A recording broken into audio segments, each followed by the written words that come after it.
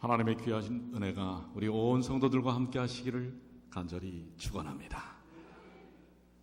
오늘 함께 말씀을 나눌 마태복음 13장 47절로 50절의 말씀을 통해 물고기를 모으는 그물이라고 하는 제목으로 함께 말씀을 나누기를 원합니다. 벌써 여러분들 3월의 마지막 안식일입니다. 참 시간이 빨리 지나가지요? 우리 하나님께서 우리에게 주신 세월의 그 귀함을 함께 항상 누리시는 주님의 귀한 자녀들 되시길 바랍니다. 우리 다시 한번 우리 말씀을 좀 보겠는데요. 또 천국은 마치 바다에 치고 각종 물고기를 모는 그물과 같으니 그물에 가득함에 물가로 끌어내고 앉아서 좋은 것은 그릇에 담고 못된 것은 내어버리느니라. 세상에서도 그러하리라. 천사들이 와서 의인 중에서 악인을 갈라내어 풀무불에 던져 넣으리니 거기서 울며 이를 갈미 있으리라. 자, 왜 예수님께서 천국을 고기 잡는 법에 비유를 하셨을까요? 예수님께서 고기 잡는 걸 가르쳐 주시기 위해서 이야기를 했을까요?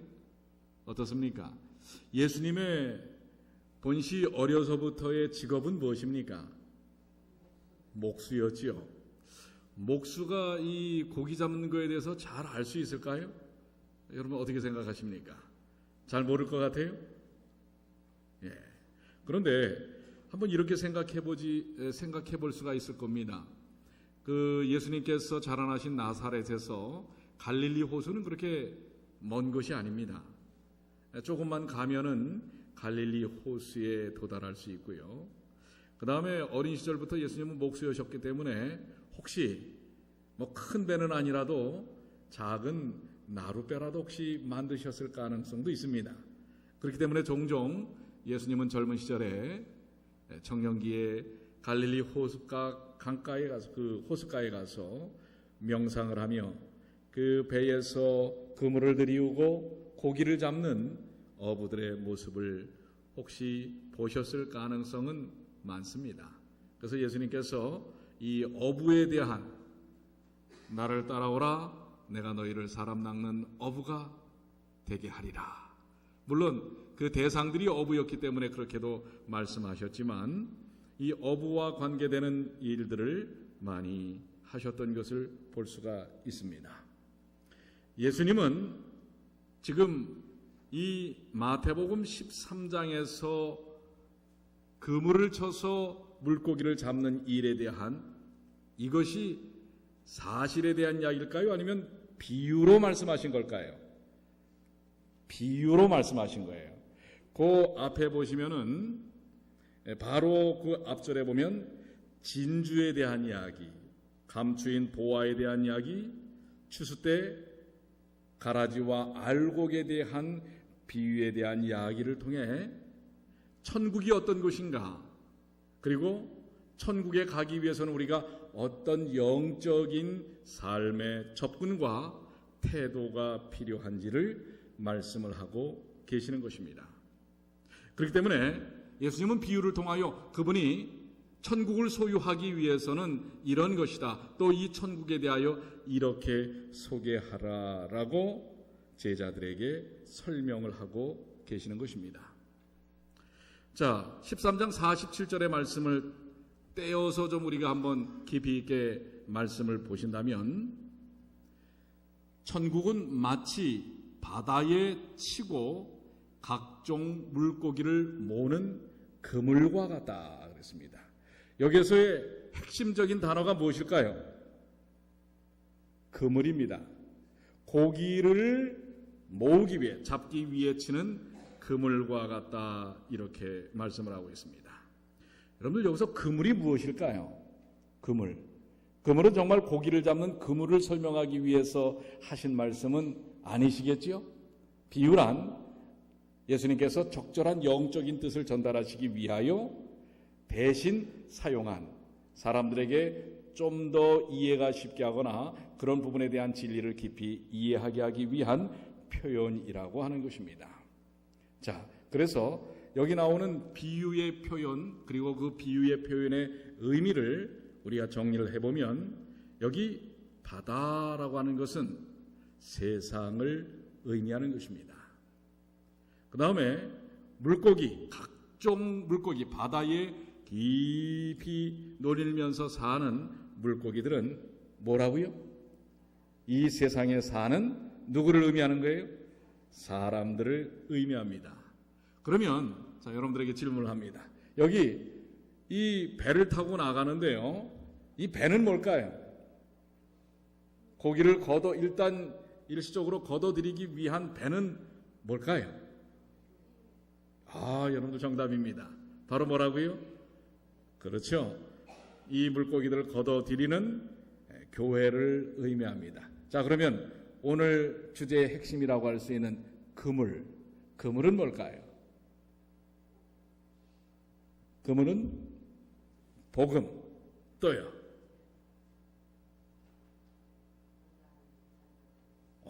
예, 우리 또 유근주 집사님, 그 복음을 어떻게 하는 거예요? 전하는 전도.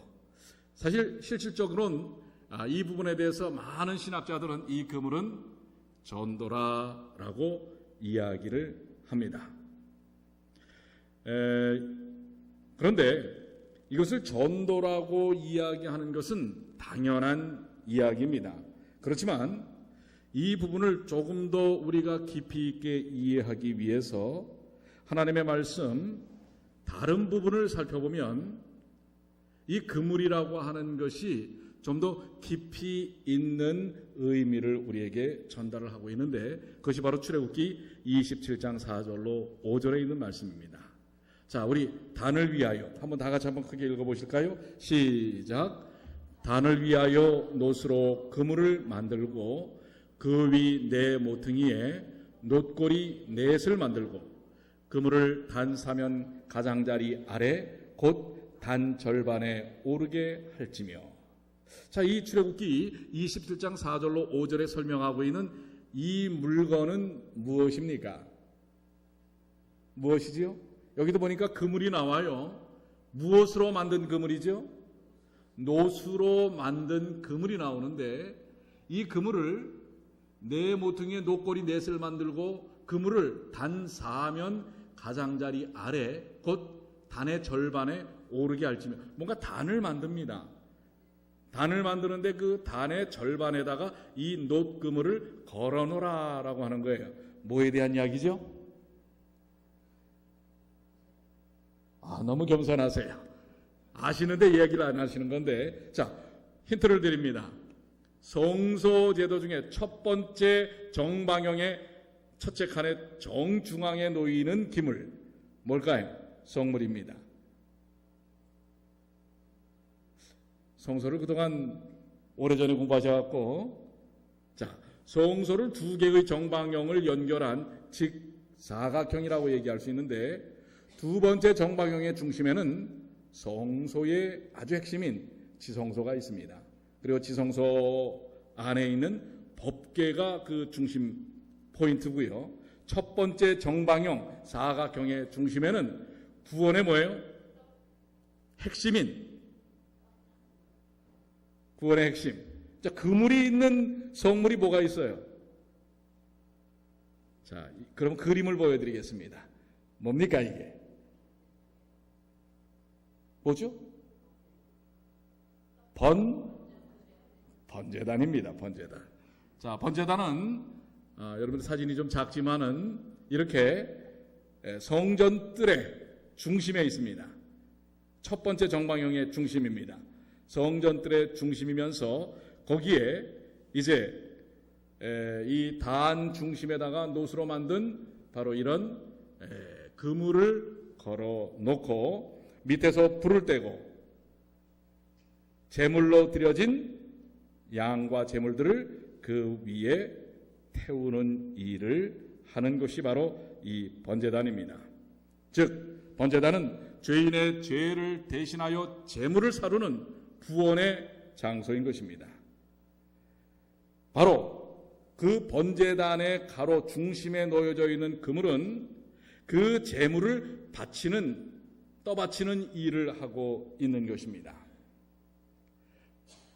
번제단은 예수 그리스도의 십자가의 구원을 상징하는 것입니다. 그렇기 때문에 이 번제단에 있는 이 그물과 번제단에서 이루어지는 구속사역은 예수님의 구속, 십자가의 의미를 이야기하고 있는 건데요. 우리가 마태복음 17장에서 나오는 그물과 고기를 잡기 위한 그물과 저는 이 출애굽기 27장의 번제단의 그물이 의미에 있어서 연결될 수 있다고 생각을 합니다. 그것은 바로 여기서 알 수 있는 것처럼 번제단은 예수님은 인류의 죄를 구원하시는 구원자이십니다. 그러면서 예수님 또 자신이 뭐가 되시냐면 구원의 도구인 번제단 자체라고 할 수 있습니다. 즉 십자가의 죽음을 의미하기도 합니다. 이 의미를 여러분들이 한번 좀 깊이 한번 생각해 보시길 바라는데요.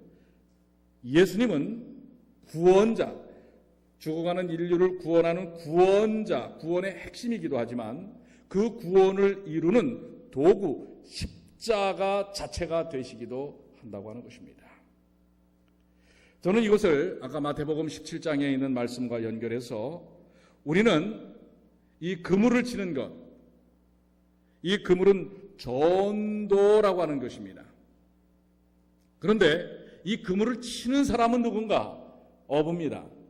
어부는 누굴까요? 어부 또한 우리입니다. 전도자인 우리입니다. 그런데 전도자인 어부가 전도의 도구인 그물이 되어서 그물을 치는 것입니다. 그러니까 어부와 그물은 전 따로 보는 것이 아니라 같이 봐야 한다고 하는 것입니다. 구원자와 구원의 도구는 같은 의미를 갖고 있다고 생각합니다. 이것이 연결되어질 때에 오늘 우리에게 예수님께서 비유로 말씀하신 물고기를 모으는 그물의 역사가 온전히 이루어진다고 생각합니다. 그물은 우리 자신이어야 한다는 사실입니다. 우리 자신은 사랑의 그물, 신뢰의 그물, 관계의 그물, 봉사의 그물, 구원의 그물, 예수 그리스도의 그물, 십자가의 그물이 되어서 세상 가운데 처질 때 진정으로 구원의 의미를 드러내게 될 수 있다고 하는 것입니다. 오늘 여러분들, 우리는 어부일 뿐만 아니라 어부가 치는 물고기를 잡는 도구인 그물 자체도 된다는 사실을 기억해야 합니다. 그런데 여기 이 그물을 어떻게 치었는가? 어부는 47절의 말씀입니다. 천국은 마치 바다에 치고 각종 물고기를 모으는 그물과 같으니, 여기 어부가 그물을 칠 때에 선별해서 골라서 물고기를, 물론 물고기들이 많이 종류별로 모이는 지역들이 있기는 합니다. 그러나 그 지역에 뭐 명태면 명태, 조기면 조기만 있는 것이 아닙니다. 거기에는 다른 어종의 물고기들도 있는 것입니다. 그물을 쳤을 때에 그 물고기만 들어오는 것이 아니라 각종 물고기가 들어온다고 하는 것입니다. 여기 아주 귀한 깊은 의미가 있습니다. 우리가 그물을 칠 때 각종 모이는 물고기를 향하여 칠 수밖에 없다고 하는 사실입니다. 다산 정약용의 둘째 형인 정약전이라고 하는 사람이 있습니다. 그가 이 흑산도로 유배를 당했을 때 이게 귀향을 간 겁니다. 흑산도면은 섬이죠. 그가 이제 매일 바닷가에 나가서 어부들이 고기를 잡는 모습들을 통해서 그 어부들이 잡아온 물고기들을 이렇게 좀 연구를 했어요. 연구를 해서 자산어보라고 하는 우리나라의 그 한국의 최초의 어류 학서를 쓰게 되는데요. 그의 그 자산어보 중에서 한 가지 좀 이렇게 관심을 모으는 물고기가 하나 있습니다. 그 이름이 뭐냐면은 통상적인 이름은 물맥이에요. 물맥이. 여러분 물맥이라고 아세요? 네. 그런데 이 물맥이를 한자말로 써놓은 것은 해점어라고 이렇게 쓰고요. 그 다음에 속칭 이 물맥이를 뭐라고 쓰냐면은 미역어라고 씁니다. 미역어. 뭐 미역을 뜯어먹는 물고기라 미역어인가요? 왜 미역어라고 썼을까요? 이 미자가 무슨 미자냐면 어지러울 미, 그 다음에 역자가 불일역이에요. 그러니까 불이기에 어지럽다 이런 뜻이에요. 물고기 자체가. 이걸 조금 이해하기 쉽게 풀었으면 사용되는 것을 당체 알 수 없는 생선. 이게 그러니까 이게 먹어야 할 생선인지 버려야 할 생선인지 도무지 뭐예요? 아리송한 그런 생선이라는 뜻입니다.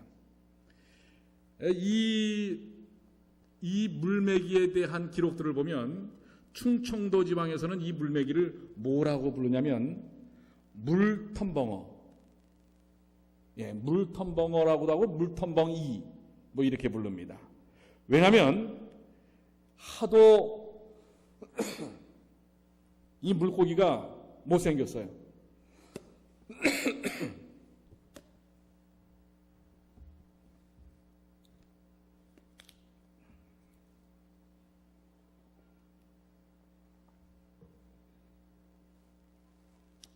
그래서 그물에 걸려서 물고기가 올라오면 어부들은 그 물고기만 나오면 그물에서 떼어서 물에다가 던져버려요. 그러니까 어떻게 해야 돼요? 물속에 들어가는 소리가 뭐예요? 텀벙 하니까 물텀벙이에요. 그래서 그만큼 뭐예요? 잡혀도 물고기로서의 가치가 없는 것입니다. 그래서 내다 버립니다. 이게 오늘날에는 이 물고기를 뭐라고 부르냐면 곰치라고 부릅니다.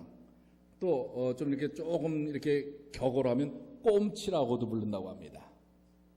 이렇게 보면 잡아보면 아주 물컹물컹하고 꼭 뱀장어처럼 이렇게 생겼는데 얼굴은 아주 불독처럼 생겼고요.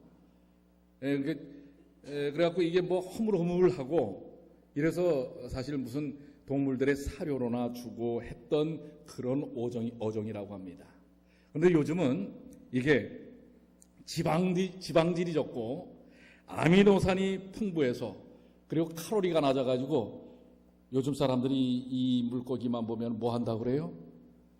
환장을 한다고 그래요. 무슨 식품으로? 자, 칼로리가 낮고 지방이 적고 아미노산이 많으니까 뭐로 먹기 좋아요? 다이어트 음식으로 먹는다는 겁니다. 여러분들 물고기도 함부로 우리가 이렇게 우습게 여기면 안 될 것 같아요. 옛날에는 텀벙어였지만은 지금은 또 없어서 못 먹는다는 이야기를 합니다. 물고기를 잡는 데 있어서도 예수님은 각종 물고기를 모는 그물과 같으니 물고기를 잡기 위하여 그물을 치는데 제한이 없다고 하는 것입니다. 구별함이 없다고 하는 것입니다. 차별 없이 그물을 쳐야 한다고 하는 사실을 예수님은 말씀하고 있습니다. 어디에든지 쳐야 합니다. 물론 우리도 이 해산물 중에 텀벙되는 물고기들이 많이 있죠. 우리 재림교인들에게는. 그런데 영혼의 바다에서는 우리가 구별함이 없이 그물을 쳐야 한다고 하는 것입니다. 여기 실문교훈 84쪽에는 그물을 던지는 것은 복음을 전파하는 것이다. 그렇게 함으로 좋은 것과 그렇지 않은 것을 교회 안으로 모아들인다. 교회는 그물을 칠 때에 미리 가려서 그물을 쳐서는 안 된다고 하는 사실을 이야기하고 있습니다. 특별히 이 말씀은 오늘 우리에게 상당히 중요한 의미를 던져주고 있습니다. 특별히 이민교회, 이민세대, 이민교회에 있어서는 이것은 상당한 중요한 의미의 기별이라고 생각이 됩니다. 특별히 우리 한인들은 신앙심이 크고 열정이 높아서 어디를 가든지 한인교회를 세웁니다. 그러나 그것이 한인교회가 유지되는 여태까지 한 방법이기도 했습니다.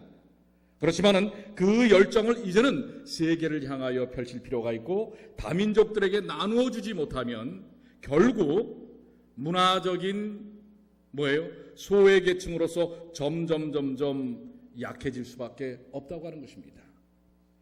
두 가지 일이 함께 이루어져야 합니다. 각종 물고기를 치기 위하여 그 첫 번째는 우리의 정체성에 대한 부분을 분명하게 하는 일이 필요합니다. 그래서 한국의 컬처와 한국의 언어와 문화를 우리의 자녀들에게 정말로 열심히 있게 가르쳐야 합니다. 그런데 그 일에 우리는 상당히 부족한 부분이 있다고 하는 게 사실입니다. 그리고 두 번째는 그러한 우리가 갖고 있는 열정과 독특한 도전을 통해서 세상을 향한 그야말로 제한 없는 복음의 포문을 열어야 한다고 하는 것이 바로 오늘 마태복음 13장을 통해서 우리에게 주시는 기별이라고 하는 것입니다. 예수님께서는 우리에게 그물을 치라고 하십니다. 그리고 우리 자신이 어부인과 동시에 그물 자체가 된다고 하는 것입니다. 물고기가 가장 먼저 접촉하고 닿는 것이 그물입니다.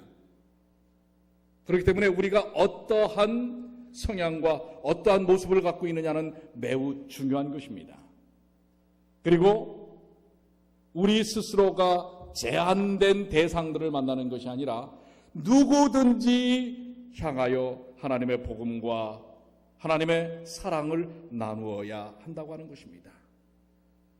그 이후의 일은 이제 바로 48절 이후에 말씀한 것처럼 그물에 가득함에 물가로 끌어내고 앉아서 좋은 것은 그릇에 담고 못된 것은 내어 버리느니라. 이것이 나중에 결과적으로 접하는 일입니다. 이 비유의 의미를 정리하면 물가로 끌어낸다라는 것은 곧 이제 물고기에 대한 심판의 때가 온다고 하는 것입니다. 그 물고기가 쓸만한 물고기인지 아닌지는 잡을 때 선택하는 것이 아니라 잡고 나서 물가로 끌어올 때 이루어지는 것입니다. 그게 바로 심판의 때입니다. 그리고 거기서 결정되어지는 것은 내어버리든지 걷어들이든지 최후의 심판이 이루어지는 것입니다.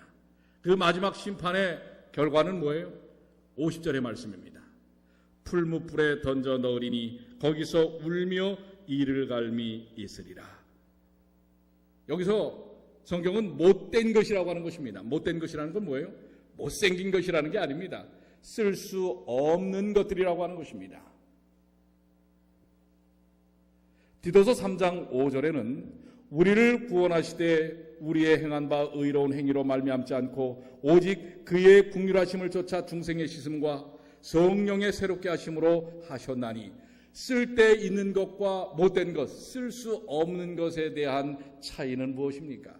그것은 바로 그리스도의 십자가를 통하여 구원을 경험하는가 하지 못하는가의 차이인 것입니다. 이것은 엄청난 차이입니다. 영혼을 향한 선택입니다. 그런데 그것마저도 우리의 행위와 우리의 노력으로 이루어지는 것이 아니라 바로 성령께서 새롭게 하심으로 이루어지는 것이라고 하는 것입니다. 그렇기 때문에 여러분들 여기서는 이 비유는 이래서 참 의미가 있습니다. 어부도 됐다가 그물도 됐다가 이번에는 우리 자신이 또 뭐가 될 수도 있어요? 물고기도 될 수 있다고 하는 것입니다. 이게 비유의 특징입니다. 어떤 한 가지로만 적용되는 것이 아니라 여러 가지의 의미로 복합적으로 이루어지는 것입니다. 그런데 여러분들이 좋은 물고기와 못된 물고기로 갈라지는 것, 이것에 대하여 조금 전에 말씀한 것처럼 걱정하실 이유는 없습니다. 성령의 인도하심을 통하여 예수 그리스도를 개인의 구주로 믿고 받아들이는 그 삶을 통해 우리는 좋은 물고기로 구별될 것이라고 하는 것입니다.